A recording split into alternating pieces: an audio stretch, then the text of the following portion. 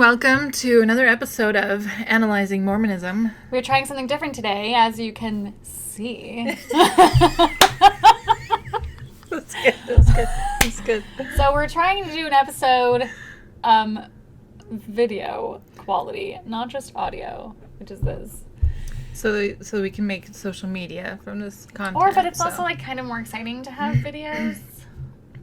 I think this is pretty exciting. So I feel like it's more engaging. Sorry, I'm like adjusting everything. I feel like it's more engaging to have videos than to just have us talking. But I have like a solid 50 people listening to my podcast. But anyway, I feel like I do a better job on TikTok. So I like write my script out and then it's nice and yeah. Okay, so anyway. Okay, so today we want to talk about, did Mormon prophets drink alcohol? And the answer is yes. My question was, so I put at the bottom, this is a study of the prophets living the word of wisdom. So I don't want to talk about just drinking alcohol. I want to talk about everything about the word of wisdom. Like coffee, tobacco, anything. anything else. So, Tea. I always thought it tasted like dirty water. You know what? I was right. So that's from Ted Lasso. If you haven't seen it, go watch it. It's amazing. It's probably the greatest show Ever. Just ever. Well, that and Schitt's Creek. Those two. What did you call me? I'm just kidding. Okay, so, but before we go into evidence of the prophets not, or whether they do or don't drink alcohol, I want to talk about the word of wisdom. So, the word of wisdom, on the church's website, they give this little it says context for the word of wisdom. And so I kind of want to read that just to kind of launch us into this topic of discussion. And you're a much better reader than I am. Reader out louder. Reader out louder. That's what I have. That's what it says on my desk. Reader out louder. Okay, anyway. Okay. The word of wisdom appeared at a time of intense public debate about bodily health in general and alcohol abuse in particular. In the United States, many adults in the 1830s had been raised in families where alcoholic beverages were consumed at breakfast, lunch, and dinner. Many became concerned about the social and health-related consequences of increased alcohol consumption. Beginning in the 1810s, reformers called for abstinence from hard liquor. Many of their hearers went further, taking a pledge against all alcoholic beverages, including beer. At the same time, some reformers spoke out against tobacco chewing and recommended coffee as a substitute for alcohol, given that clean water was not always available. Within the context of this debate, Emma Smith approached her husband, concerned about the environment in the school of the prophets, the same space Joseph used to record revelations and work on his inspired Bible translation was also used as the schoolroom in which attendees often smoked, chewed, and spat tobacco. Joseph inquired of the Lord and received the word of wisdom. The revelation helped saints navigate many of the issues debated by reformers and also addressed Emma's specific concerns. Strong drinks and hot drinks, the revelation said, were not for the belly. Neither was tobacco, which was better used as an herb for sick cattle. Sources make clear that many early Latter-day Saints understood hot drinks to refer to coffee and tea. Some groups, like the Shakers, advised against eating meat, while others advocated no restriction. The word of wisdom took an independent position, saying that the Lord ordained the use of meat on condition that it be eaten sparingly. The word of wisdom also advocated the use of grain and fruit. So that's the context for the word of wisdom. So as you were reading it, though, I was thinking about all these different things that I did not put in the slideshow presentation today, such as, so it says that some leaders, they understood hot drinks to mean coffee and tea. Some also understood it to mean hot chocolate, as you'll find from the Journal of Discourses. I don't remember who it was, but he wasn't. So the evidence that I pulled today is just the prophets of the church, not the apostles or the members in general. So there are a lot more things about the word of wisdom. Maybe we'll save that for a different time. But also I came to my head that even when Emma gave this, and we're going to read the Revelation too, just to make it totally clear about what it says and what it doesn't say. So this is 1833, where Emma comes to Joseph. He's like, "Hey, you guys are spitting on my floor. I don't like this because I have to clean it up." And so he's like, "Oh, I received this revelation, and this is what it was." And but nobody stopped doing those substances. Like, maybe it helped them to not do it in the house, but it was it was not a commandment. So it was It's more like guidelines. the guidelines anyway. So I don't know how much it actually changed in 1833. I don't know what this revelation did to change the membership's use of these substances. Like, anyway, I don't know that it helped Emma very much. But as we will show in some of these slides. So anyway, but going back to D&C, this is D&C 89, and it was received February 27th of 1833, which is the same year he married Fanny Alger. Just putting it into context furtherly. So wait, so where was the schoolroom that this took place in with the spitting on the floor? So the Saints are in. They moved to Kirtland, Ohio, in 1831. So I don't know what the schoolroom was or what building that was in, because I don't know that there's very many buildings that are actually reconstructed like Nauvoo. So I don't know where. So, but it's in Ohio. But it's in Ohio, yeah. And they just recently finished Ohio. Joseph's home, their home in Ohio, which I think they lived in for 6 years.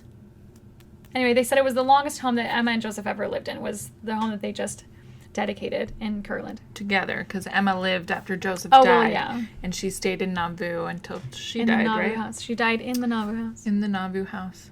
I really want to stay there someday. It would be cool. It'd be like, That'd be like a weird, romantic destination. They'd be like, "What are you doing here, you lesbian couple?"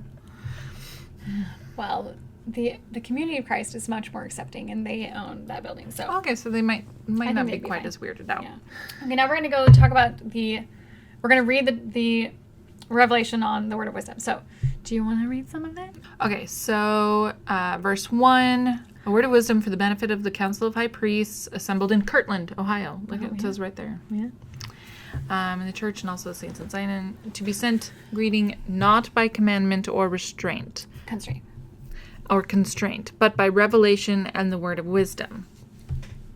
Okay, so given for a principle of promise, verily thus saith the Lord unto you, and consequence of evils and designs, that inasmuch as any man drinketh wine or strong drink among you, behold, it is not good, neither meet in the sight of the Father, only in assembling yourselves together to offer up sacraments before him. So you're actually supposed to use wine for sacrament. Well, yeah, but Joseph later changes it to, I think it's because he couldn't afford the wine at the time. I think he was struggling financially, but he does change that to water. But yeah, in the Book of Mormon it says wine. Here it says you can drink wine only through the sacrament. So it's not good. This is God saying to Joseph, this is not good to have wine except in the sacrament. Just keep that in mind as we discuss the slides later.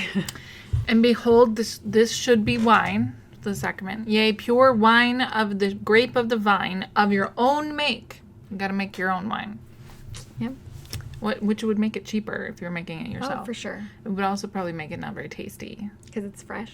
So you might not drink it as much. It's not aged. And again, strong drinks are not for the belly, but for the washing of your bodies. Okay.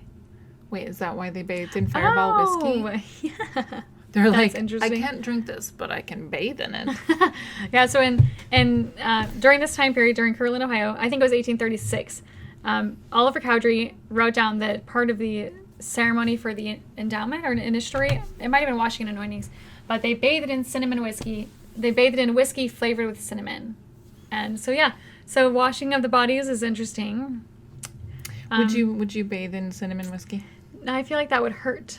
You think it would burn a little bit? I feel like that would burn. Like just your eyes, just like But I don't like so whiskey. much cinnamon whiskey. I don't like whiskey anyway. And cinnamon whiskey, I just feel like it's sort of like eating the Red Hots that are like... Yeah, bathing in Red Hots. That's what it feels like. Like what I feel in my mouth when I put a Red Hot in is what...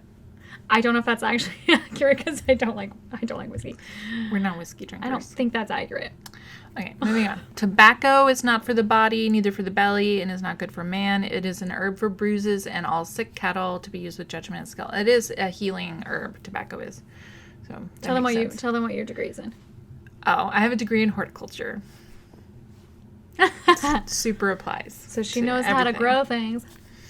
Because I thought I was going to be a stay-at-home wife, and all I needed to do was grow a great garden for the rest of my life. So, and again, hot drinks are not for the body or the belly. So interpreted hot drinks as in somebody in the Journal of Discourses also said soup. hot soup and hot chocolate are also against the word of wisdom, according to the guy. It might have been George Buchanan. I cannot remember who it was. Mom. She's naughty.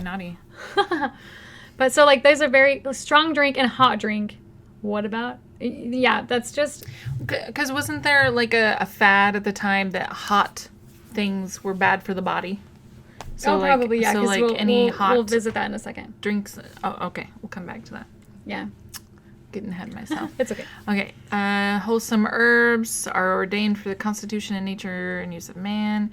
Every fruit in the season thereof, prudence and thanksgiving, flesh of beasts and fowl of the air, I the Lord have ordained for the use of man with thanksgiving. Nevertheless, they are to be used sparingly.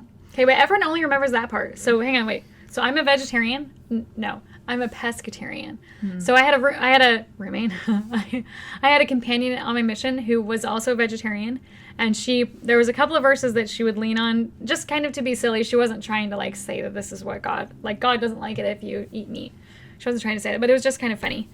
But this next verse is what she would point out. She would say, so you're to be used sparingly, but everyone only remembers that, they don't remember the rest. And it is pleasing unto me that they should not be used only in times of winter, cold, or famine. So she was like, it says don't use it. Like, and also in this day and age, winter, cold, or famine really isn't relevant. Yeah. Because we can go to the grocery stores, we have shelter, like our bodies don't really need that extra fat, and we can go to the store and get food. Like, yeah. And also the other verse that she used was in the Book of Mormon. I cannot remember where, but it's Alma. I can't remember where in Alma. But it says when he meets with... Oh, dang, I don't remember my Book of Mormon characters. He meets... The guy is visited by an angel. Amulek? Anyway, so Alma's been fasting, and he's coming into this area, and there's a guy, and the angel says that a missionary's going to come, you feed him. And so he's like, hey, you're the guy that the angel told me about. So he goes in and eats with him. And he says, Amulek set before him meat and bread. And Alma ate bread and was filled. And then he goes about teaching him the gospel or whatever. So she just thought that was funny because he's like, oh, maybe Alma's a vegetarian because he didn't eat the meat. He's like, no, thank you. Okay. But anyway, it was just for kicks. It was not. I mean, it's a good defense because there's a lot of Mormons that will be like really pushy about eating meat. Also, like, what does sparingly mean in the Mormon church? Like, as a missionary, people fed us. That's one of the reasons why I became a vegetarian, is because I got I think it's probably food poisoning on my mission. And they also eat meat every single night. And when you have the missionaries over, it's like a special occasion. And so they try to give you the best meal. So it's like meat, steak. Yeah, steak, or like buffalo, steak, or like moose, or whatever. They feed you different things in Park City. Like, I know. We got all kinds of stuff. I've had gator. Dang. Alligator. Mm-hmm. In Florida, you just go to a restaurant and they have alligator there. Anyway, it's like fishy chicken. Ew. Yeah. I don't like chicken. So. I don't like fishy flavored chicken. So. I like fish. It was like chewier than chicken, like kind of chicken-like, but chewier and like a slight fishy. Anyway, yeah, so I feel like Mormons don't adhere to using it sparingly, but also use it not at all, except under those circumstances. So anyway, I just thought that was interesting. No shame on if you eat meat. Don't care. It's just Although funny. It would be better for the earth if you ate less meat. Yeah. Anyway, yeah. All grain is ordained for the use of man and of beast to be the staff of life, not only for man, but for the beasts of the field and the fowls of the heaven and all wild animals that creep around the earth. And these God hath made for the use of man, only in times of famine and excess of hunger. Here's what's, just read out loud. All grain is ordained for the use of man and of beasts. So grain is for both of us, because cows got to eat. To be the staff of life, not only for man, but for the beasts of the field, and the fowls of the heaven, and all wild animals that run or creep on the earth. And these hath God made for the use of man only in times of famine and excess of hunger. Is he talking about the grain or the beasts? Is that what you're wondering? Because that's not clear. Yeah, this is very unclear. And verse 15 is kind of confusing. All grain is good for the food of man. Also the fruit of the vine, which that which yieldeth fruit, whether in the ground or above the ground. Like, wait, hold on. I feel like verse 15 is saying that the fowls of heaven and the wild animals that run or creep on the earth, these are made for the use of man only in times of famine. So you mean that's furthering his meat, the meat thing? It's further saying you don't go hunting unless you are, like, seriously hungry and you're like there's a famine. But also one of the prophets, don't remember which one, I made a TikTok about it, but he said that he spoke out against hunting. He said, do not go hunting, and that's not something we need to be doing. But the members, just like with this, we're seeing cafeteria Mormonism, where, oh yeah, the prophet said don't hunt, but we're going to just do it anyway. And then the members kind of push the culture of the church. Mm-hmm. And so, like, even though it says don't eat meat, except under these circumstances, which aren't really, I mean, they are in some areas of the world, but mostly they're irrelevant now. Anyway, so cafeteria Mormonism. So I think that your companion had a very good point. He's like repeating like three times. He did say don't eat very much meat. Sparingly, not be used, only in times of excess famine and hunger. Famine and excess hunger. Yeah. Okay. Anyway, moving on. Nevertheless, wheat for man, barley for useful animals, and for mild drinks. Oh. Yeah, so barley, I'm interpreting that, and I'm pretty sure anyone can, as beer, because beer can be made out of barley. And so 2 alcoholic beverages are okay for us. Wine, if we make it, and beer if it's from barley. But maybe he didn't know that beer usually comes from hops. What is hops? It's just another grain that looks like a vine. But it says they grow it at BYU, Idaho, or they did when I went there. But it doesn't say. It says right. Where does it say fruit of the vine? Nevertheless, wheat for man, and corn for the oxen, oats for the horse. All grain is ordained for the use of and rye for the fowls, and for swine, and for all beasts of the field, and barley for all useful animals, and for mild drinks, and also other grain. Oh, see, other grain, which can be hop. Anyway, just trying to interpret that. Kind of unclear. It is unclear. Okay, and all saints who remember to keep and do these sayings, walking in obedience to the commandments, shall receive health in their navel and marrow to their bones, and shall find wisdom and great treasures of knowledge, even hidden treasures, and shall run and not be weary, and shall walk and not faint. I feel like that's a big promise, and I did not keep it because I run and I am weary all the time. But you don't live the word of wisdom anymore. I did, though. My whole life I did. Yeah, this is hard. And even in one of the talks, I should have... I guess things are coming to my head. But there's a talk by Uchtdorf where he talks about how he was running in military camp, and he was being passed up by people who smoke and drink, and he was like, what gives God? Because I'm living the word of wisdom, and you said I can run and not be weary and walk and not faint, but these men who are not living the word of wisdom are exceeding me in their physical abilities. And so he kind of played it off as they'll get their just reward. I don't remember what he said, but it wasn't very... Karma's a bitch. I have to look that one up again. But, I think he just had to twist it and make it okay in his head, even though he was seeing clearly that wasn't the case. That he was not... Blessings still come to those who smoke and drink. Yeah. Okay, anyway. And I, the Lord, give unto them a promise that the destroying angel shall pass them by as the children of Israel and not slay them. Amen. So you won't die if you live the word of wisdom. But you will. Except that you will die. Everybody does. Okay, so yeah, in summary, it's not a commandment. This is originally how it was given. It was not a commandment. No wine or strong drink, except you can have wine if you make it yourself. No tobacco, no hot drinks. Don't know what that means. Hot soup, hot chocolate, don't know. Just hot. Meat should only be used sparingly in times of winter, cold, or famine. Barley can be used for mild drinks, such as beer. It does not say beer, but it does say mild drinks. It says mild drinks, but just like you can interpret hot drinks in any way that you want. Mild drinks are open for interpretation. Hot drinks, mild drinks, okay, so there was one talk in 1977 where President Hinckley is giving talk about the word of wisdom, and he's like, the so-called Mormon code of health, widely praised in these days of cancer and heart research, is in reality a revelation given to Joseph Smith in 1833 as a word of wisdom from the Lord. In no conceivable way could it have come from the dietary literature of the time, nor from the mind of the man who announced it. Today, in terms of medical research, it is a miracle whose observance has saved incalculable suffering and premature death for uncounted tens of thousands. What President Hinckley fails to say is that this was in the dietary literature of the day. So there's a book called Means of Preserving Health and Preventing Diseases, published 30 years earlier. It gives almost the exact same wording as this word of wisdom. Do you want to read some of it? It was published in 1806. Means of preserving health and preventing diseases. Avoid likewise the excessive use of hot drinks, such as coffee, chocolate, and tea, particularly the last, in which the inhabitants of this country indulge more than in any other beverage. I scarcely dare venture to impeach this favorite solace of our morning and evening hours, but with all due deference to the happiness of the domestic circle, I consider it as my duty to denounce the too liberal use of this liquor, as not a little prejudicial to the fairness and purity of the skin.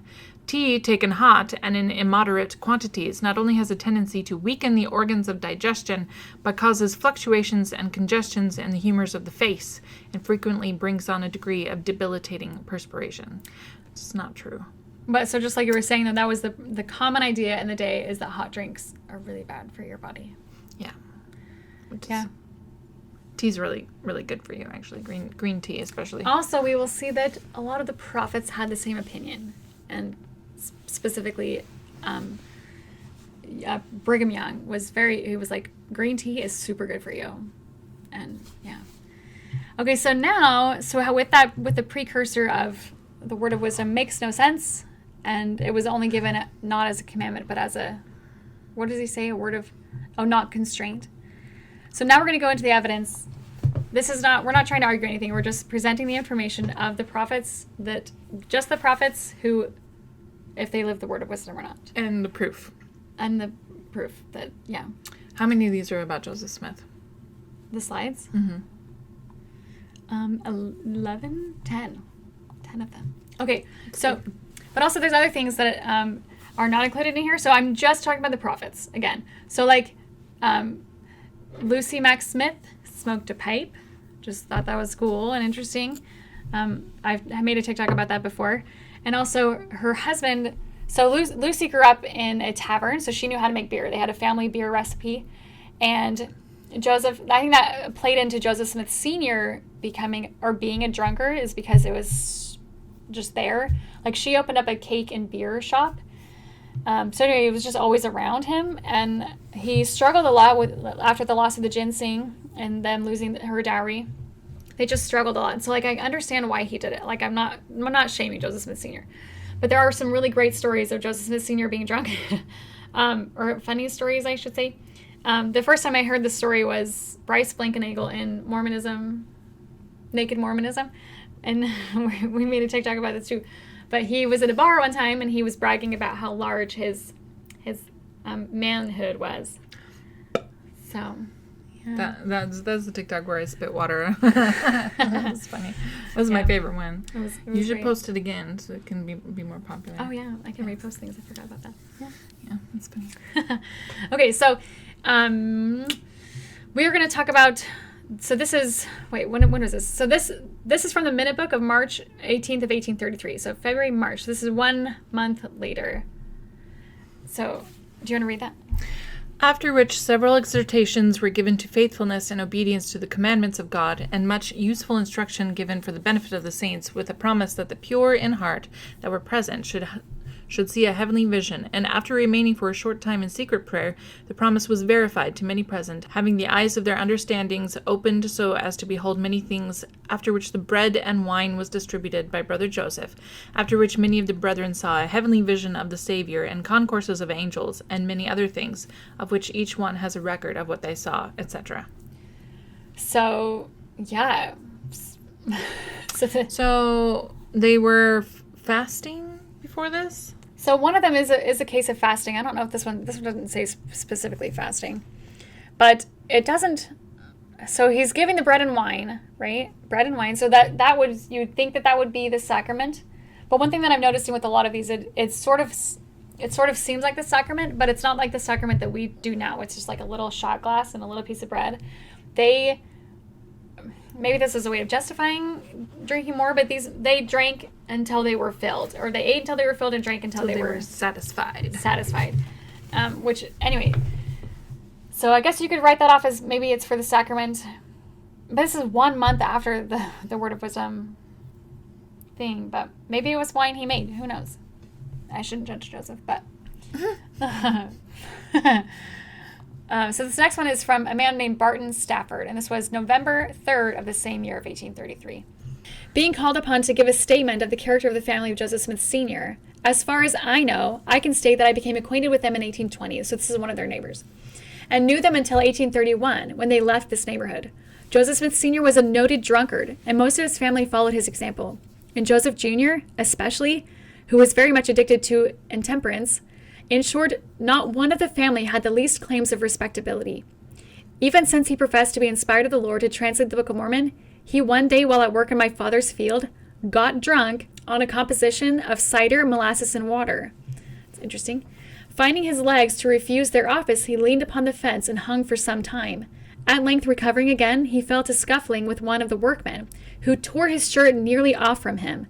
His wife, Emma, who was at our house at a visit, appeared very much grieved at his conduct, and to protect his back from the rays of the sun and conceal his nakedness, threw her shawl around his shoulders, and in that plight escorted the prophet home. As an evidence of his piety and devotion, when intoxicated, he frequently made his religion the topic of conversation. So that also reminds me of the Bible stories where they would literally get drunk and then be naked, and then so I think that's one of the reasons why, I know there's a huge kerfuffle about it, but because the shame came upon the person who viewed your nakedness in the Bible. But anyway, so Emma's covering this nakedness, it sort of feels biblical. But also it's interesting that he would prophesy a lot, and he would talk about religion when he was drunk. Yeah. So this is not...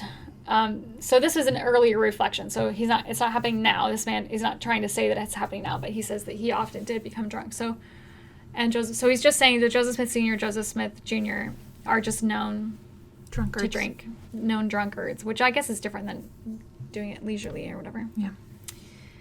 Yeah. Cool story. Yeah. All right. This is a revelation in August 1835. This is the sacrament revelation. Okay. Wherefore a commandment I give unto you, that you shall not purchase wine, neither strong drink of your enemies. Wherefore you shall partake of none, except it is made new among you. Yea, in this my Father's kingdom, which shall be built upon the earth. So this is D&C 27, and this is what I was talking about earlier, where he gets this revelation, because he's like, oh, I'm afraid of being poisoned, because it's 1835. And so I think he's just drawing a line between where to get the alcohol, because that was a concern. He was very paranoid about being poisoned, and then one of the characters in the Utah period was known to poison a lot. He was sort of their go-to Danite poisoner choice of. Who was that? Porter I can't remember his name. No, it wasn't. I'll have to put that somewhere else. But I can't remember his name. But anyway, but also you can see in Joseph Smith's journals he was very concerned of being poisoned. In 1843, this is sometime later, he was really concerned that Emma was poisoning him. There's no evidence that she did because medical research, specifically Linda K. Newell, she's not a doctor, but she is a historian. And she says that there's no medical, there's not something that would cause you to throw up in the morning, not any kind of poison. It would cause you to throw up in the morning, but then you'd be able to resume your activities in the evening. Oh, no, pregnancy. Pregnancy? That would cause that. Okay. Okay. Okay. Wait, is this mine or yours? Yours? No, wait, mine? It's yours. Mine. Okay, so this is from Joseph Smith in his journals on March 30th of 1836. So I can't remember when exactly he got the cinnamon bath whiskey thing, but it was the same year.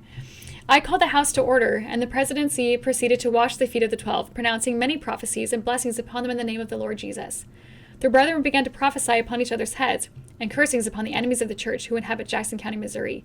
Continued prophesying and blessing and sealing them with Hosanna and Amen until nearly 7 o'clock p.m. The bread and wine was then brought in, and I observed that we had fasted all day, and lest we faint, as the Savior did so shall we do on this occasion. We shall bless the bread and give it to the 12, and they to the multitude. After which we shall bless the wine and do likewise. So this is the case where they were fasting all day, and they're doing all this stuff in the I don't know where they are, School of the Prophets. I think they're still in Kirtland. But so he says until at 7 o'clock he's like, oh yeah, we haven't eaten all day, and we don't want to become faint. So bring in the wine and the bread and. Yeah. So it should be noted that a great way to encourage your brain to have spiritual thoughts and ideas is to weaken it with fasting and or to give it intoxication with alcohol. Also, it's really easy to, not speaking from experience or anything, but if you're dehydrated, it's really easy for the alcohol to take effect in your body. So, and if you haven't eaten any food, it takes a very strong effect. So, just a note. Okay. Joseph Smith, 2nd of May, 1843, called at the office and drank a glass of wine with Sister Janetta Richards, made by her mother in England, and reviewed a portion of the conference minutes. Okay, so if her mom's making this wine, then it's okay. So I jumped in the notes because, like, I'm sure there are other instances, and I can think of some already that I did not include here, but we're just sort of, the point's been made that Joseph Smith did drink definitely wine. So one of my favorite stories, I don't know why it's one of my favorite stories, but Joseph in the Nauvoo mansion, which we just went to, I think it was the first time I've ever been, but we went to it last month. Mm-hmm. And Joseph, while Emma was gone one day, he said that he wanted to, or he's opened up a tavern in the Nauvoo mansion. And I'll just read this story. This is an account from his, who is this? His niece? One of his relatives is giving this story. Mary Smith Anderson? Anyway, I'll just read it. So when she, Emma, returned to the Nauvoo mansion, Mother found installed in the keeping room of the hotel. Oh, so I think she's remembering what Joseph Smith III had told her. So Joseph's son told this story to his cousin, and then she's writing it down. Okay, so where was I? So when she returned to the Nauvoo mansion, Mother found installed in the keeping room of the hotel, that is to say, the main room where the guests assembled and where they received upon arrival, a bar with counter, shelves, bottles, glasses, and other paraphernalia customary for a fully equipped tavern, and Porter Rockwell in charge as a tender. The murderer guy? She was very much surprised and disturbed over this arrangement, but said nothing for a while. A few hours later, as I met her in the hall between the dining room and the front room, she asked me where Father was. I told her he was in the front room. She asked if anyone else is there. Yes, I answered, quite a number. Then she told me to go and tell him she wished to see him. I obeyed and returned with him to the hall where Mother awaited him.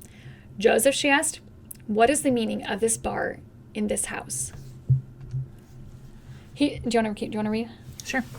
He told her of Porter's arrival and that a place was being prepared for him just across the street where he would run a barber shop with a bar in connection, explaining that the bar in the hotel was only a temporary arrangement until the building referred to could be finished and ready for occupancy. There was no excitement or anger in Mother's voice, nor in what she said as she replied, but there was a distinctness and earnestness I have never forgotten, and which had its effect upon Father as well. How does it look, she asked, for the spiritual head of a religious body to be keeping a hotel in which is a room fitted out as a liquor-selling establishment? He reminded her that all taverns had their bars at which liquor was sold or dispensed, which was true at that day, and again urged that it was only for a time and was being done for Porter's benefit, explaining that since Porter had been compelled to leave his own home and had, in a measure, been made a scapegoat for charges that had been made against the two of them, he felt obligated to help him. I'm just doing it for Porter, honey. It's just for Porter. So Mother's reply came emphatically clear, though uttered quietly. Well, Joseph, the furniture and other goods I have purchased for this house will come, and you have some other person looking after things here. As for me, I will take my children and go across to the old house and stay there, for I will not have them raised under such conditions as this arrangement imposes upon us, nor have them mingle with the kind of men who frequent such a place. You are at liberty to make your choice. Either that bar goes out of this house, or we will. It did not take Father long to make the choice, for he replied immediately, Very well, Emma. I will have her removed at once. And he did. It sounds very similar to what happened with the women that were staying, and she was like, either they go or I do. Yeah, during polygamy. He tried to put his foot down and was like, yeah, fine, you go, because I want them to stay. And so she did, and then he was like, oh, crap. And so then he went and apologized and had the women leave. Yeah, so I'm pretty sure this is also the same year, 1843, which is, I'm pretty sure this is the uptake. He's already got a lot of wives at this point.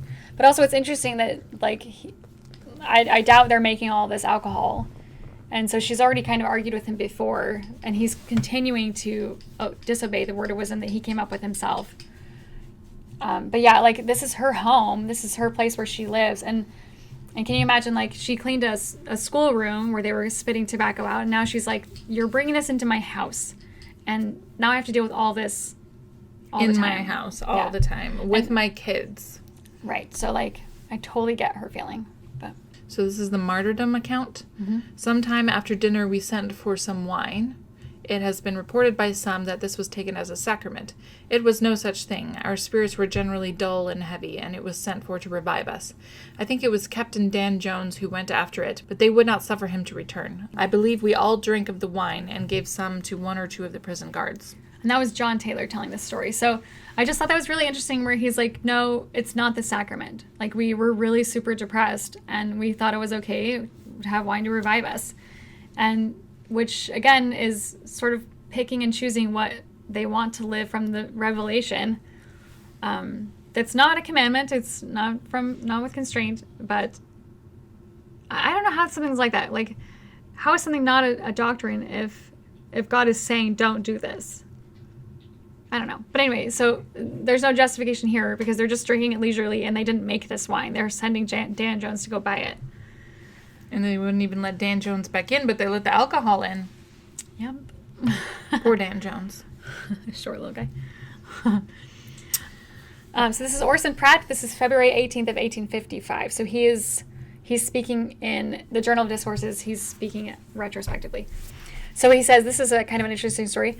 A certain family, after having traveled a long journey, arrived in Kirtland, and the prophet asked them to stop with him until they could find a place. Sister Emma, in the meantime, asked the old lady if she would have a cup of tea to refresh her after the fatigues of the journey, or a cup of coffee. So do you want tea or coffee? Because you must be really tired. This whole family apostatized because they were invited to take a cup of tea or coffee after the word of wisdom was given. So, yeah. Boom. I wonder... And it's like, do you need tea or coffee? And they're like, oh, the church isn't true. But also, it's interesting that Emma's offering, according to this story, Emma's offering these. So even she didn't take, it doesn't sound like she took the word of wisdom very seriously. But also in the story of her supposedly poisoning Joseph, it was from a cup of coffee. He thought that she had poisoned his coffee. So anyway, just interesting that no one really cares about that 1833 revolution. Okay. So this is now Brigham Young. We're done talking about Joseph. There's still a lot more cases of Joseph Smith. But I think that's sufficient evidence that Joseph Smith definitely didn't follow the word of wisdom. And neither is there anything wrong with it, as we've said, because it's not. Although I'm struggling with that because it's not a commandment, but God is telling you don't do it. What is define commandment? It's a guideline. A commandment is something that you'll be punished for, and you won't be punished for just trying to do your best. The guidelines. Yeah, I still don't understand any of that. But okay, so Brigham Young. Okay, Brigham Young, Journal of Discourses. The same may be said of money spent in the church of beer. It is a mild drink and is very pleasant and agreeable to a great many. So also, I just noticed that he's calling that a mild drink. So beer, barley beer. So yeah, so you'll have to get the whole context when you read the Journal of Discourses, but yeah, he's like, this isn't, like, it's okay to spend a little bit of money on. Wait, church money on beer? Or, like, personal finances on beer? Spent in the church of beer. Some say the same money spent. I don't know. But wasn't all of Brigham's money the church money? Yep. I don't know. Yep. Okay, so this is another Journal of Discourse. This is from March 10th of 1860. So he says, I have my weaknesses and you have yours, but I am inclined to do that which is... But if I am inclined to do that which is wrong, I will not make my wrong a means of leading others astray. Right. Many of the brethren chew tobacco, and I have advised them to be modest about it. Do not take out a whole plug of tobacco in meeting before the eyes of the congregation, and cut off a long slice and put it in your mouth to the annoyance of everybody around. Do not glory in this disgraceful practice. If you must use tobacco, put a small portion in your mouth when no one can see you, and be careful that no one sees you chew it. I do not charge you with sin. You have a word of wisdom, read it. Some say, as I do in private, so do I in public, and I am not ashamed of it. It is at least disgraceful to you to expose your absurdities. Some men will go in a clean and beautiful furnished parlor with tobacco in their mouth and feel, I ask no odds. I would advise such men to be more modest and not spit upon the carpets and furniture, but step to the door and be careful not to let any person see you spit. Or, what is better, omit chewing until you have an opportunity to do so without offending. So, it's funny that he's addressing this in conference. He's like, guys, stop showing everybody that you're chewing tobacco. That's gross. And like, please spit outside. So like, also like Emma's arguments are coming back, or they seem to be other women. I feel for these other women who are having to clean the carpets and their furniture. Yeah, really gross. Okay, Journal of Discourses, 7th of April, 1867. You go through the wards in the country and ask the bishops, do you keep the word of wisdom? The reply will be yes, no, not exactly. Well, do you drink tea?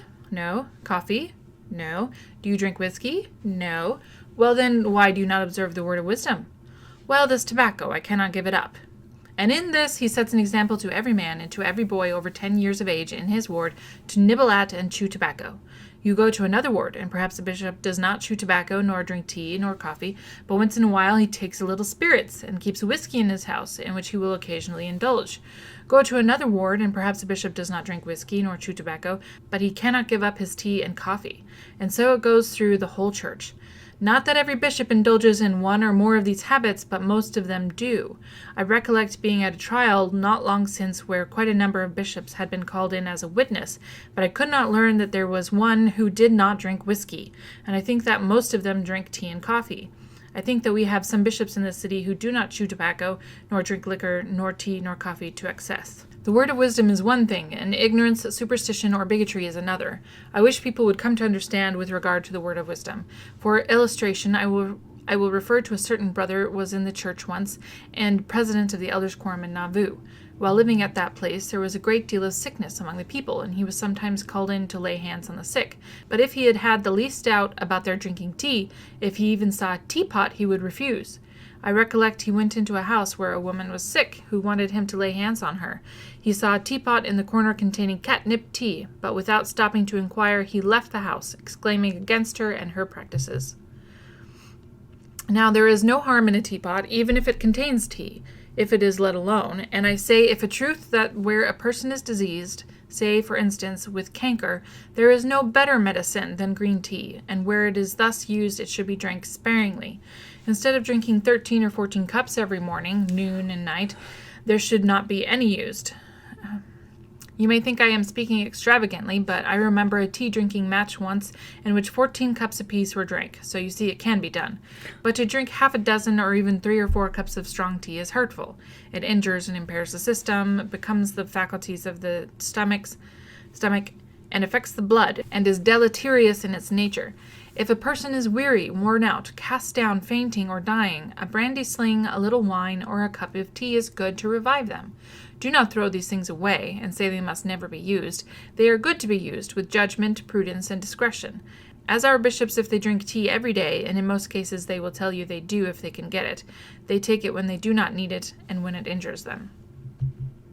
Okay, so yeah, that was pretty intense. So this also sort of feels like, so he's a prophet of God speaking. Although I don't know if he claimed prophethood. I think he just claimed presidency. But anyway, he's saying, if you think of it, he's a prophet of God speaking. So like he is telling us these things. Don't throw away your tea or coffee. He's like, it's good to use it sometimes. Just don't go to excess. And also, that's really excessive. 14 cups? Like, he's like, oh, you think I'm joking, but I'm not, because some people do. And that's, anyway. But like, he's also saying, he's like, green tea, there's no better medicine than green tea. And where it is thus, it should be drank sparingly. Like, yeah, like. I mean, he has very good points, actually, so. He usually doesn't, but. He usually is just racist and scary. But in this situation, he's got a good point. Yeah. Okay, next. Okay, so this is a week later. This is April 14th of 1867. This is also in the Journal of Discourses. Suppose we said at conference that we dispense with the luxuries of tobacco, tea, coffee, and whiskey. How much would we save, money-wise? If we had the money on hand that we had spent on these needless articles during this year that is past, We should have abundance to donate to the missionaries to land them in their fields of labor. So he's saying you should donate everything that you would spend on coffee, tea, whiskey, and tobacco. You should donate to the church. Imagine missionary work. Imagine what you could do with the missionary work. So like, also Brigham's had so much money. Anyway, so donate your money to the church. Okay, so this next prophet is, so Brigham indulged in these things. The members indulged in these things. And he spoke in conference saying, it's not a big deal, guys. Chill out. Chew tobacco quietly. These things are fine. Don't throw them away. Just don't be excessive about it. It's all okay. And I don't know, was he mocking the people who were getting mad at the bishops for having a teapot? Because he's like, it's not bad to have a teapot even if it has tea in it. But he's like, I know some of you guys won't give blessings to people who have a teapot. And that's stupid. Yeah, he seemed to be kind of mocking that. But like, he mocked people. He was a mocker. Yeah. Okay, so this next prophet, the next one is John Taylor. Came third, we know. We don't have to read this one again. But this one, I just redid the martyrdom account because they're all drinking wine. And it's not for the sacrament. It was to revive them. So, like... He has an ugly beard. He has a neck beard. And his eyes look very sunken or... They just look really dark. The lighting's just not very good for him, his photo. Okay, is this also... Oh, that's the same thing. Oh, so this is a different... He wrote it again in the History of the Church, so it's a little bit different. So maybe just go ahead and read this one. So this is another martyrdom account from John Taylor. It's just written differently. So, like, he gives more information. Okay, so 27th of June, 1844. Before the jailer came in, his boy brought in some water and said the guard wanted some wine. Joseph gave Dr. Richards $2 to give the wine for the guard, but the guard said one was enough and would take no more. The guard immediately sent for a bottle of wine, pipes, and 2 small papers of tobacco, and one of the guards brought them into the jail soon after the jailer went out. Dr. Richards uncorked the bottle and presented a glass to Joseph, who tasted, as also Brother Taylor and the doctor, and the bottle was then given to the guard, who turned to go out. When at the top of the stairs, someone below called him 2 or 3 times, and he went down. So maybe members could argue about the tasting part, but again, he did say this is not for any religious purposes, but like a bottle of wine doesn't actually go very far, especially when you have a lot of people in this jail. Like, so tasting a wine, I don't know. I was wondering if people would argue like, oh, he's just tasting it. I wasn't going to eat it. I was just going to taste it. I wasn't going to drink it. Okay, anyway. I didn't pull out a lot of information for John Taylor. He's contemporary with these other people like Joseph and Brigham. So there's no reason to think that he didn't indulge in these things as well. But okay, so the next one is Wilford Woodruff, and this one's April 8th of 1894. So he did indulge quite a bit in these things. But so Wilford Woodruff tells in General Conference a revelation he had. When I have the vision of the night open continually before my eyes and can see the mighty judgments that are about to be poured out upon this world, we have 14 million people on this earth. And over them there hangs a cloud of darkness, almost entirely upon their shoulders. Can you tell me where the people are who will be shielded and protected from these great calamities and judgments, which are even now at our doors? I'll tell you. The priesthood of God, who honor their priesthood, and who are worthy of their blessings, are the only ones who shall have this safety and protection. God has held the angels of destruction for many years, lest they should reap down the wheat and with the tares. But I want to tell you now that those angels have left the portals of heaven, and they stand over this people and this nation now, and are hovering over the earth, waiting to pour out the judgments, and from this very day they shall be poured out. Afterwards, as Wilford Woodruff writes in his diary, I drank some hot lemonade with a little brandy in it, went to bed, and got some sleep. Like, oh my... He just gave this huge... Hot lemonade, so it's hot drinks, with a little brandy. I've never had hot lemonade before. Would you try it with hot lemonade and brandy? Sure. Has anyone tried that? Anybody got a recipe? But also like his revelation, everyone will burn except the members of the church. And then I had some brandy, and then I went to bed. Because I was like, that makes me feel good. Makes me sleepy. He sounds like that. Good night. Like so his beard is not a neck beard. It just like begins from his lip and just like pours out. Like a waterfall beard. Like he's spitting. It's just burbling over. Okay, you read. Continue, sorry. All right, April 21st, 1897, in his journal, he writes in his diary, The swelling in my body and limbs has gone down. My pulse is normal. I have no pain. Weak in my limbs. I eat bread and milk and drink cacao and a little port wine.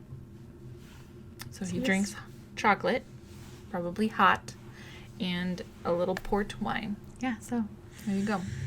2 things that were advised against. So another time in his diary on June 9th of 1897, he says, I was quite restless all night, felt chilly, took a little brandy, sling, and a cup of coffee, and slept some before daylight until 9 a.m. Like, why would you drink coffee before bed? Don't know why, but like, okay. Like, anyway. Maybe he has ADHD. Okay, maybe it's helping him. I don't know. Okay, so this next one is Lorenzo Snow. What are we on now? Is this the 5th? Is he the 5th prophet? Joseph Is he the one who's John Taylor related to Eliza? Eliza yeah. Snow? Yeah. Is that her brother? Yeah, I think so. I think they're brother and sister, Eliza Snow. So this is the 5th prophet. And this is from Rudger Clausen. Mm-hmm. Rudger Clausen's journal, January 12, 1899. At the weekly meeting in the Salt Lake Temple of the First Presidency and Apostles, Rudger Clausen writes that the tables were spread and the brethren partook of the sacrament. After the bread and wine were blessed by President Snow, they ate and drank freely until satisfied. It was indeed a time of refreshing and one long to be remembered. So this one, from all purposes, is okay because it's the sacrament, right? But the drank freely until satisfied is not what we imagine when we think of the sacrament. No. Because we're not satisfied with our little shot glass of water. Okay, so that one wasn't I couldn't find a lot of evidence for Lorenzo Snow, but it does seem like they're at least stretching out the sacrament to satisfy themselves. So this is Joseph F. Smith, and this is another one from Rudger Clausen's journal from July 13th of 1899. Salt Lake Temple fast meeting for general authorities, Apostle Clausen writes, so they're fasting again. President Joseph F. Smith was mouth and blessing the bread and wine, which was supplied in sufficient abundance to satisfy all present. A very enjoyable time was passed at the table. It doesn't really sound like the sacrament, but seems like Rudger Clausen enjoys drinking. And he sounds like he's having a really good time with these men. He enjoys it. It was a great time at the table. I will long remember this night. Long remembered, yeah. What he's really saying is, party! It's a sacrament. It's okay. It's okay. Holy party! Okay, so wait, this one I have suspicions of, and maybe they're not really well founded, but I wanted to talk about it anyway because I feel like it's telling. Okay, so on the church's website, it makes this claim from the teachings of the presidents of the church, Joseph F. Smith. So do you want to read the? So it says, President Joseph F. Smith was a tender and gentle man who expressed sorrow at any kind of abuse. Who wouldn't express sorrow at any kind of abuse? Especially if you are a tender and gentle person. Like, look at that face. Look at that beard. Like, he's just such a tender and gentle person. Okay, yeah. Okay, so no. So Joseph F. Smith is not a tender person, and he was not a gentle person. And I haven't found yet ties to alcohol, but I wonder if it's because he drank alcohol that these things happened. But so Jana Reese wrote an article in the Salt Lake Tribune that was about Joseph F. Smith, and she said Joseph F. Smith acknowledged in divorce affidavits to beating his first wife, Levira, in the 1860s. The only part he disputed was whether he attacked her with a rope or a small stick. He also verbally abused and threatened her, and at one point saying he ought to drill a hole in her head and fill it with manure. So I don't know if these are alcohol-induced, but to me it feels like that would be... Gosh, I hope they were alcohol-induced, because like if you're just saying this as a regular sober person, like that's really messy. So the title of the article was Joseph F. Smith, a traumatized and beloved Latter-day Saint leader. Yeah. Mm-hmm. So he was traumatized? Yeah, so there's a whole book. I just ordered it. So because I really am curious about his life and like what was going on with him. He's, what is he, the 6th prophet of the church? Who is he the child of? I think he's Hiram. That's a great question. Joseph F. Smith, remember the end. But yeah, he had a really, really rough life. Hiram. Yep, Hiram and Mary Fielding were his parents. So he's Joseph Smith's nephew. So what's that word when you Keep it within the family. Nepotism? Oh, I was going to say incest. Not that word. Yeah, I'm not sure what his... Anyway, I'm very curious about his... we should just do a whole other episode about him after I read. I don't know anything about Joseph F. Smith, so... Yeah. Okay, so there's another... This is further down in the article by Jana Reese, so... Yeah, it sounds like you're saying January. Jana Reese? Jana Reese. Jana Reese. R-I-E-S-S. In the Salt Lake Tribune said, Joseph F. Smith is on record for beating a neighbor almost to death in 1873. There were other stories, too, with less clear evidence, including a possible beating of his little sister's teacher when he was still in his early teens. Joseph F. Smith was a turbulent man who acknowledged that his temper was the worst part of him and that the only man on earth he ever feared was himself. So that's a heavy thing. So again, I don't know if these are alcohol-induced. I would imagine that they were. I don't know. But I want to learn more about him because this is really interesting to me. But also, it just seems interesting that the church is trying to paint him as this tender, gentle man who expresses sorrow at any kind of abuse. And then so that just means that he does it and then he's sorry about it. But why would they say he was a tender and gentle person if he is clearly not? And he says you can be tender and also quick to temper and beat people. Mm-hmm. But I feel like that's a word game. Okay. Imagine Bilbo Baggins. He's scary when he needs the ring. He's just like super sweet, and he's like, "Oh, let's go on an adventure." Okay, but like that, but all the time. Well, but probably not all the time. That's what I'm saying. He just turns to. I just wish the church would acknowledge things like that. They say, "Yeah, he really struggled. He really, really struggled, and he wasn't always tender, and he did. Why does the church insist on not humanizing their leaders? Because they have to be speakers for God, and if they're speaking for God, they need to be perfect. It's disgusting. I don't like that. I don't like the church does that. That they lie, or that they have leaders who will beat people to nearly death? Both. Both. Okay. Why are we calling this man as the prophet of God if he's traumatized and he's got all this anger? Because his name is Joseph F. Smith. Because of nepotism. Nepotism. Okay, so Heber J. Grant. What are we on? Number 7 prophet? Heber J. Grant? Heber. Okay, hang on. So this story, I think people tried to spin it in a way that is faithful. I got the source from, so this is Ronald W. Walker. He's a BYU professor, or was. I think he still is, but not sure. So this is from Heber J. Grant, young Heber J. Grant's Years of Passage by this BYU professor. So this is a faithful source, and I'm pretty sure they spin it in a faithful way, but it's just interesting to say that this is happening. So do you want to read? Yeah. The young man had an even greater difficulty with beer. Fearing an early death like his father's and convinced of the virtues of life insurance, Salt Lake City's youngest agent repeatedly sought coverage to protect his mother. 19th century actuarial tables, however, discriminated against slender girths, and no company would issue Heber a policy. Determined to gain weight, Heber sought out Dr. Benedict, who had an immediate solution. If Heber would drink 4 glasses of beer daily, which Dr. Benedict prescribed, within 2 years he would have the additional 20 pounds necessary for coverage. He was too skinny to get covered by insurance, so they told him to drink beer. Isn't that funny? Okay, do you want to keep going? At first, Heber found beer bitter and distasteful, like his mother's herbal kinnikinnick tea, but he quickly acquired both a business and a personal taste for it. Within a year, he secured the fire insurance business of most Salt Lake City saloons and Utah breweries, an additional 10 pounds, and a growing relish for the savor of hops. Hops. His daily 4-glass limit became 5 and occasionally grew to 6.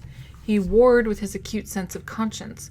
Rereading the word of wisdom, he resolved to abandon his drinking and place his health and his mother's future with the Lord, insurance or no insurance. But resolutions were easier made than kept. I wanted some beer so bad that I drank it again, he confessed. Finally, he found strength in the same formula he had used with coffee. By telling himself he was free to take a drink whenever he wished, he overcame his obsession and ceased drinking. Just as quickly, he lost his trade with the saloons and breweries of the territory.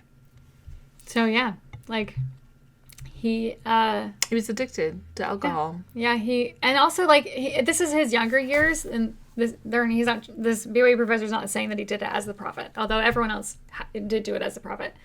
But he's saying as a young man, he struggled, He needed to gain weight. So first of all, like, why, I would think that a member of the church, like if a doctor came and told a member that, I'm sure they would be like, first, let me get a second opinion. But also, like, maybe the Lord will provide a way, just like David or like Daniel. Who are all his buddies? Shadrach, Meshach? Weren't they in the Bible? In the bed we go. What? What?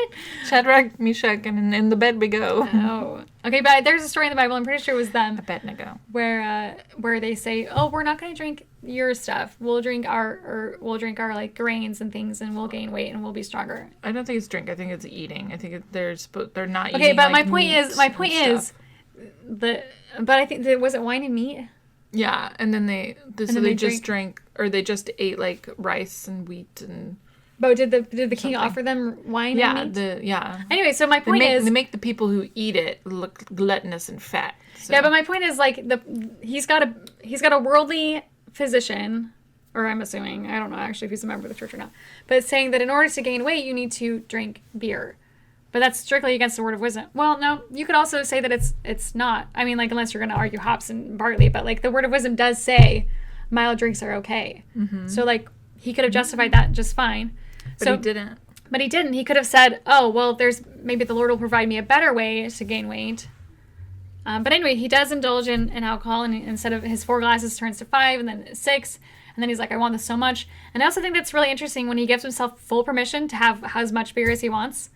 He was like, I didn't want it as much. And I've seen that habit happen with other people, with like people who've left the church when they were like, I tried to keep myself from watching pornography or doing these other behaviors that as soon as I allowed myself the freedom to do them, I didn't it have wasn't a problem anymore. Yeah, yeah. It's almost like the guilt is fueling it. Oh yeah. Like how does that work in your brain, I wonder? I don't know. Interesting story. But also under Heber J. Grant, in 1921, President Heber J. Grant made adherence to the word of wisdom a prerequisite for temple admission. So like, and that was in 1921. Mm-hmm. And when was polygamy finally actually for real ended? I don't know the exact actual date, but it was the 1920s. Yep. So during polygamy, or like it was all the same time. Like when, because they were trying to petition for statehood, or was that it was earlier, but they kept doing it undercover. Yeah, there's like 3 manifestos about. Like, no, guys, really, we're really stopping polygamy. No, this time we were really stopping polygamy. But yeah, so 1921. So this is, I cannot remember. I should have put numbers on each of them. Is he prophet number 7? So 7 prophets in. They finally make the word of wisdom. You have to live the word of wisdom. It is a commandment in order to go to the symbol. Which it still is today. It's still part of the Temple Recommend questions. Okay, but we're not done. There are still prophets who... Really? We're not done. Okay, so George Albert Smith is the next prophet. And so the story is told... Good glasses. Oh, wait, hang on. It reminds me of my first boyfriend. What? Glasses? The glasses, yeah. Oh, his glasses? Oh, yeah. Okay. Okay, so I'll let you just read this slide. A story was told by J. Michael Hunter in the 2002 General Conference. The doctor came and examined George Albert. He told Sarah that her son had typhoid fever, a disease that sometimes killed people. He told her to keep her son in bed for 3 weeks and to have him drink coffee but not eat. When the doctor left, George Albert told his mother that he didn't want to drink coffee because it was against the word of wisdom. He knew that Heavenly Father had given Joseph Smith the word of wisdom, a revelation that teaches us not to drink coffee, tea, or alcohol. It also teaches us to eat and drink only things that are good for our bodies. He didn't want to break the word of wisdom. His mother and father had taught him to always obey Heavenly Father. Okay, wait, pause. So we hear the same kind of story with Joseph Smith. So when Joseph was a little boy, he was getting surgery in his leg, and they offered him wine because it will help dull the pain, right? And he was like, no. I'm not going to do that. And so that's held today as a standard of like, oh, Joseph lived the word of wisdom. But then we ignore all of his life after that, where he was drunk frequently. He drank with the brethren, like they prophesied after drinking and fasting. Like, no, that is not a word of wisdom story. It's just a story.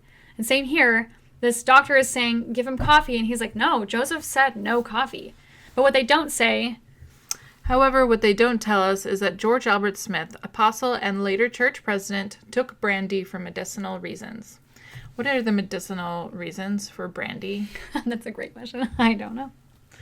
And we can look that up. Because, like, the other guy, who is it? Wilford Woodruff. who took brandy a lot. Like he says he was kind of sickly. To help him sleep, maybe. Yeah, so like, don't know. But like, it's just interesting that the church tries to show the best sides. Like, cut out everything that's bad and we'll only show you this. Because this isn't affirming. And even Brigham Young, I think it was Brigham, whenever they were writing the history of the church, either it was him or some of the church committee, they took out all the references to Joseph drinking alcohol. So they like cut it all out. Yeah, so we're just we're whitewashing and pulling out all the bad stuff. We're sanctifying. Yeah. We're creating a saint out of what was a person. Yep. And why? I feel like testimonies would be stronger if we humanize the prophets and the leaders of the church instead of making them saints. Because when we make them saints, then we learn that Joseph, like, oh, you coerced this woman to marry you. Oh, you married this woman who's already married. Or like all these horrible things. That's not doing anybody any favors to make saints of humans. Anyway. Okay, so then this is a funny story. So this is David O. McKay, the next prophet. What are we? I can't remember. We're on 9? I don't remember. So at a reception McKay attended, the hostess served rum cake. All the guests hesitated, watching to see what McKay would do. He smacked his lips and began to eat. When one guest expostulated, "But President McKay, don't you know that this is rum cake?" McKay smiled and reminded the guests that the word of wisdom forbade drinking alcohol, not eating it. I'm going to tell that to my mom. So, I thought that was fun. That's hilarious. Also, you could also say, I worked for, I don't know how this works in cake. I'm not a baker. So if somebody has this answer, please tell me. But like, when I worked as a nanny for my bishop, and they would sometimes have me cook with wine.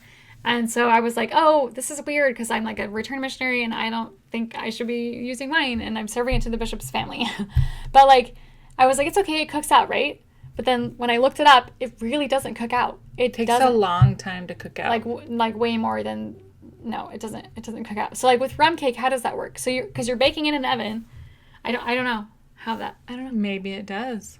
But also, that's just funny that you don't drink it, but you can eat it. Anyway, I thought that was a fun story. That's really funny. Also, I wanted to end just because this is one of the best clips. What? Well, I just had this thought, like, could that be true of coffee too? Like, oh yeah, there's coffee flavored things. That's not against the word of wisdom. If you're gonna go by David O. McKay's logic, right? No, it's against drinking coffee. Although he doesn't really say coffee. This is hot drink. Okay, so I want to share this clip with you. It's a great clip. My next story is about a woman I'll call Mary. She was the daughter of faithful pioneer parents who had sacrificed much for the gospel. She'd been married in the temple and was the mother of 10 children. She was a talented woman who taught her children how to pray, to work hard, and to love each other. She paid her tithing, and the family rode to a church together on Sunday in their wagon. Though she knew it was contrary to the word of wisdom, she developed the habit of drinking coffee and kept a coffee pot on the back of her stove. She claimed that the Lord will not keep me out of heaven for a little cup of coffee. But because of that little cup of coffee, she could not qualify for a temple recommend. And neither could those of her children who drank coffee with her. She lived to a good old age, and she did eventually qualify to re-enter and serve in the temple. But only one of her 10 children had a worthy temple marriage, and a great number of her posterity, which is now in its 5th generation, live outside of the blessings of the restored gospel she believed in and her forefathers sacrificed so much for. That repentance isn't optional. We're commanded to repent. The Savior taught that unless we repent and become as a little child, we can in no wise inherit the kingdom of God. We must not let one little cup of coffee, one bad habit, one bad choice, one wrong decision derail us for a lifetime. So, first of all, that's got to be a fallacy that she's narrowing down all of these people who had life experiences that they left the church. Oh, well, it's because their mom had a coffee pot on the back of their stove. Is that a slippery slope fallacy? Yeah, where it's like probably. you do one thing and then it just crashes everything. That's ridiculous. What? There's a lot of reasons to not go to church. But clearly, these people drank beer or coffee, and these prophets of the church, and they didn't fall away. In fact, they led the church. Yeah. So We must not let one little cup of coffee, one bad habit, one bad choice, one wrong decision derail us for a lifetime. So don't make that choice. So Don't make a bad choice ever. So this quote comes from Julie B. Beck, and she's the 15th Relief Society president. Okay. But the 5th Relief Society president, and probably like Emma, because we know that Emma did, and like Zina Huntington, right? I can't remember all the order of the Relief Society presidents. But they drank, so Emmeline Wells, the 5th president, drank an occasional cup of coffee. And we know that a lot of the other Relief Society presidents drank cups of coffee. Cup of coffees. Anyway, so like, it's just interesting to me that she's saying, and these people stayed faithful. Like, the coffee itself is not gonna hurt you. It's not gonna do anything. But I guess the obedience side, but it's not also that, because these leaders of the church are being disobedient. But as soon as you made it, drew the line in the sand of you can't have a temple recommend if you drink coffee. So, like, is that really this person's fault? Or is it the extreme line that you've drawn? Like, you may not partake of any of these things if you want to come into our temple. Like, also, I wish that, so I have seen outside of Mormonism research done about the benefits of coffee, or mostly coffee, I think, and then also tea. Like, how does that benefit a person? Like, alcohol is poison. But it would make more sense if any revelation were to change in the church. I feel like it would be okay for the word of wisdom to change, because Joseph wasn't a doctor. He didn't, and it's not clear. He does not clearly say coffee or tea. He just says hot drinks. Hot, mild, strong. Hot, mild, strong. Hot, mild, strong. Yeah. Just drink water, guys. Just drink water. Just chill. But yeah, my thoughts are, if anything was going to change, if any revelation should evolve over time, it should be the word of wisdom. Like, for instance, people who drink, as a member of the church, it didn't make sense that you could drink an energy drink and be all hyped up, but you can't have coffee. Because it's not the caffeine. He doesn't say don't drink caffeinated and that's drinks. Another he thing says, that don't drink hot drinks. So don't drink hot chocolate or coffee or tea, because they're hot and that could burn your tongue. Yeah, there's nothing to do with the caffeine. So the Mormons, on my mission, they wouldn't allow, at the MDC, they didn't keep anything with caffeine in it. So they had sodas that specifically didn't have it in there. Like, when did that become part of the word of wisdom rhetoric? Nowhere is this mentioned. Nowhere is caffeine mentioned in these revelations. But as a member, I never drank sodas with caffeine in it, except for either. there was. I still don't. I remember the first time I was given a Pepsi because I won it in a contest, and I was like, oh, "This is contraband." It felt very dangerous. Yeah. So. Yeah. I think you should address the other thing that you have a problem with. So Joseph Smith made these very strict rules that were not kept, clearly, about what to eat and drink. But what did he not receive a revelation about that could have actually saved lives?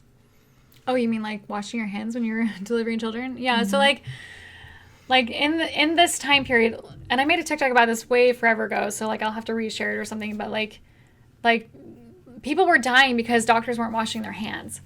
God, tell Joseph that. If there is a God, tell him, just have your doctors wash their hands. Have this be a normal thing. I'm impressed that Patty Sessions delivered so many thousands or hundreds of babies and only lost 2. Maybe she was in the habit of rinsing her hands. She probably washed her hands. Did you know that part of the reason that Jews were so hated is because they survived plagues, because it's a ritual to wash your hands as a Jewish person. So they survived plagues because they washed their hands, and then they were seen as they're doing something interesting. That's crazy. Women with With, not, like, I'm women not with trying to cats make them the same. and the plague not being spread to them because yeah, their cats see? ate Yeah. the rats Yeah. and the mice. Just like superstition. Just be healthy. Anyway, so it's just, why is Joseph receiving revelation on... Don't drink coffee or tea when those literally are like Well, he didn't positive say that. things. Well, yeah. Don't drink hot drinks, which does not make any sense at all to anyone. I think from my research, the members are the ones that interpreted and made that kind of stick that the coffee and tea was what he meant. And I think that they kind of voted on that. I made a TikTok about it a long time ago, but I don't remember. Sometimes I watch my TikToks because I'm like, I did the research back then. I can't remember. So, yeah. Anyway, but I think the membership kind of interpreted how they wanted, even though that's not what Joseph said. Well, just like recently with vaccinations, the prophet said, people get your vaccinations. And a lot, I asked this to some of my family members. I was like, so how are you taking that? And they said, well, we believe we can have our own revelation about that, and we're not going to take the vaccine. Membership shapes church doctrine. The culture of the members shapes church doctrine. Like, I had a friend who did that too. She was like, oh, I was like, well, the prophet literally said he like strongly intimated that you guys need to get vaccinated. And like, I was out of the church by then, but she was like, yeah, but I can receive my own revelation. My revelation says don't get vaccinated. Like, oh, interesting. Even though he specifically, like, he said it over the pulpit. And like they specifically got pictures of each one of them, I think, if I remember correctly, like all the first presidency getting vaccinated. Which was smart on their part, because like if you want to keep your membership alive, you need to encourage them to get vaccinated. But it didn't. But also, he's a doctor. Like, why would he not encourage them to be? But also, this is off topic. But Brigham Young hated doctors, and like, it's interesting because he hated them so much. But then our prophet now is a doctor. So like, I wonder if they'd get along. Yeah. Anyway, he would kick doctors out of his home, which was probably it is the reason why the culture of the church kind of shuns modern pharmaceuticals, doctors. Oh, yeah. Modern health. Like, that's my experience. I don't know if that's everyone's, because I just put something on Patreon. Also, if you guys want to support the research that we do, please follow us on Patreon, Analyzing Mormonism. Anyway, but somebody commented, and they're like, oh, that's that's your experience, that your membership, or the members you know, don't go to doctors. But, like, we know, like, nobody... I think it definitely depends on where you're at, because...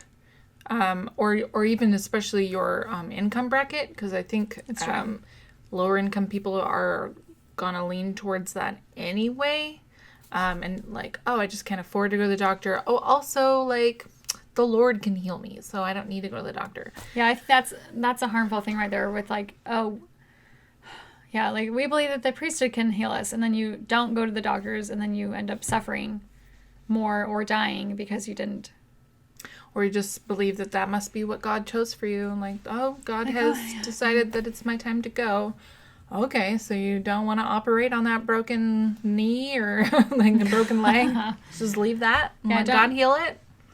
Priesthood blessing, they ain't never worked.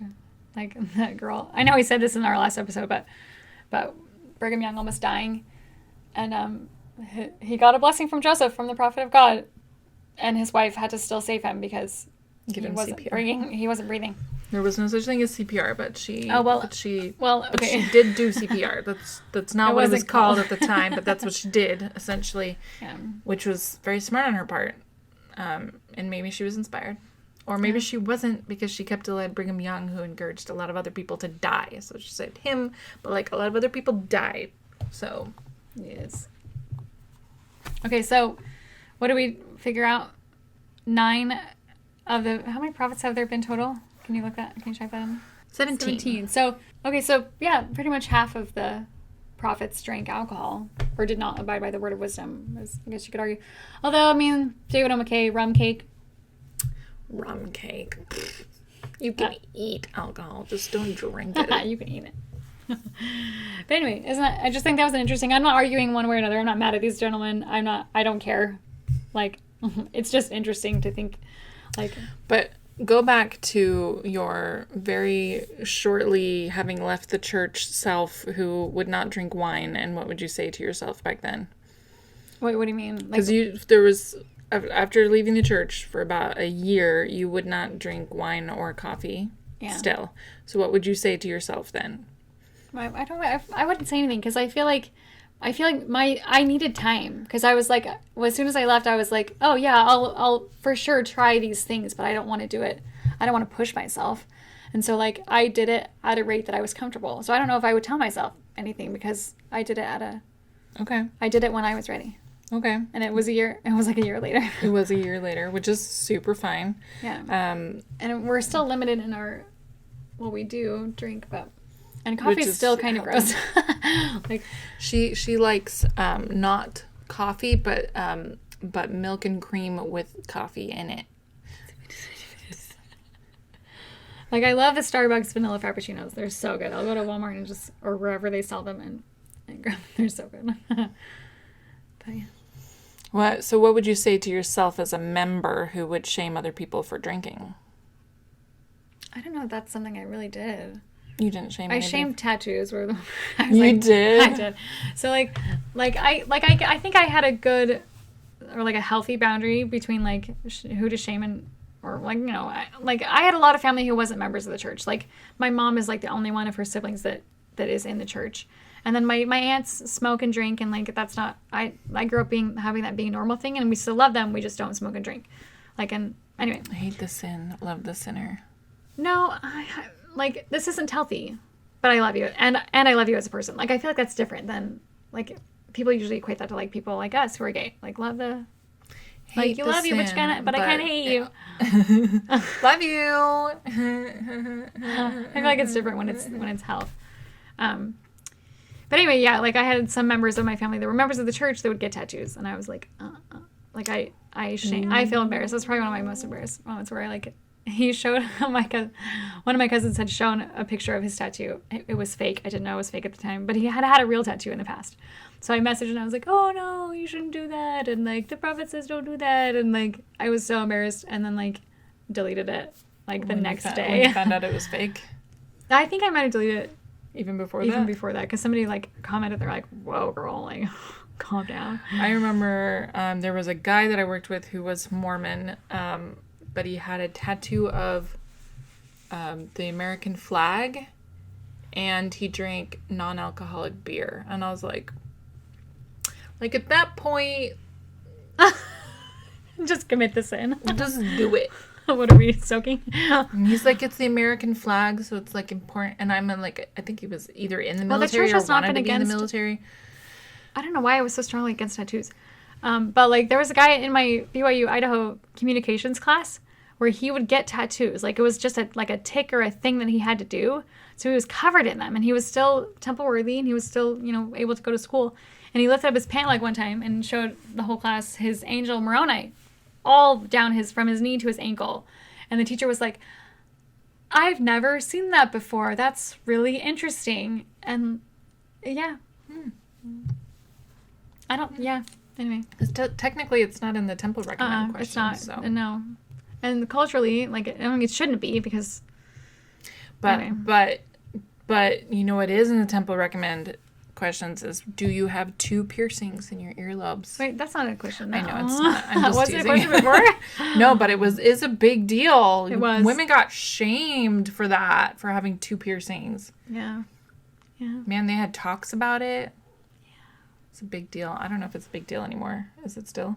I feel like, from my experience, if somebody has 2, I don't think they would make a big deal, but people would definitely gossip about you and point at you and be like, you're not as righteous. You're not as righteous as me because there are 2 holes in this part of your skin and not just 1. Yeah. So I'm more righteous. Because that makes such a huge difference. I never know how to end episodes. On a high note.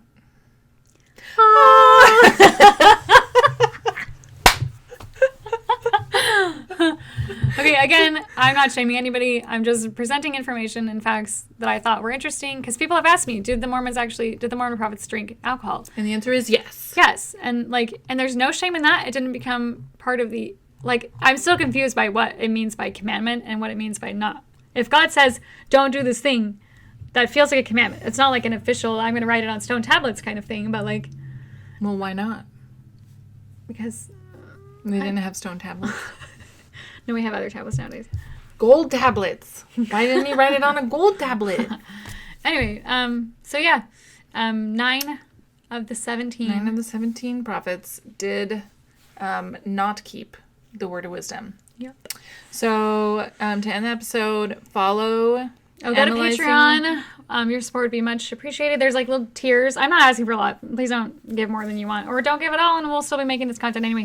But And- like, there's a $5 tier, and there's a $10 tier, and a $20 tier. And with the $20 tier, so we have a publishing company that we are starting, that we are taking old Mormon books that are out of print and reprinting them and making them available again with similar to the original covers, and like doing our best to keep it like too close to the original while still being readable. So anyway, we will be providing one of those whenever they're released as an ebook to everybody in the top tier, paying the And it's like $20 20. You just, it's a monthly thing. So like $5 a month, $10 a month, $20 a month, and I'm gonna put the pictures in. But like, we have William Smith's what is that called? William Smith on Mormonism.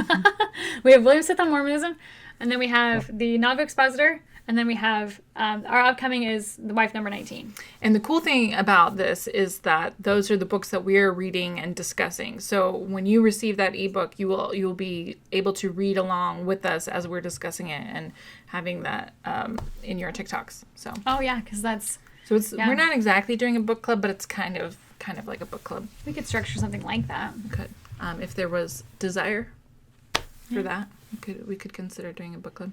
Yeah. So yeah. So follow on TikTok, Instagram, YouTube, especially YouTube. Trying to Follow. get that one's a slow build. Like I have Yeah, more it's really followers slow. everywhere else except YouTube's just hard. And also, if you need more information on any of these things, go to analyzingmormonism.com. Julia has been working on the website, and it is beautiful. Just kiss. All the time, guys. She's like, look at this web page I just finished. Isn't it beautiful? Look at it, Joseph's occultic rituals. Look how many animals he killed. She really does. She brags. Well, it just looks nice. Yeah. Anyway, Like, so I hired me. I would hire me. yeah. Anyway, so yeah, hopefully you guys enjoyed this video footage, and obviously we're releasing the audio just the same, but like we figured we'd change it up, and maybe we'll get better equipment later, and like Yeah, we're planning on doing this once a week now, releasing one of these a week. Hopefully. Is that the plan? I would like to Maybe we should lower our standards. make ourselves less promises so that we can keep them better. Let's definitely do this At least every other. every other week. Month. It is hard when we have kids in school, so just saying. It's harder when they're not in school. I mean, that's a good point. That's a really good point. I forgot. It's not summer anymore. School age kids. Okay, anyway. Kids, yeah. Yeah, so Patreon, subscribe, whatever that's called. Or just follow and like in general. Follow and like and be a nice person. We should do like Mormon stories where they're like be a kind person. Be kind. Remember who you are and what you... Every Mormon historian. Every member a historian. Or every ex-member a historian. Everybody Every a human. historian. Everybody who's interested a historian. Oh, seriously, we should make shirts and like... What would it say on it? Everybody who's interested a historian. No, not that, but like the gays, feminist intellectuals. Anyway, we'll figure out shirts. Oh yeah. When we figure that out, we'll let you know. Anyway, thanks everybody. Have fun. Be good to each other. Be good humans. Okay, bye. Bye. The end. Bye. Bye-bye. Bye-bye now. Bye-bye. Bye-bye. My Do teeth are killing me. the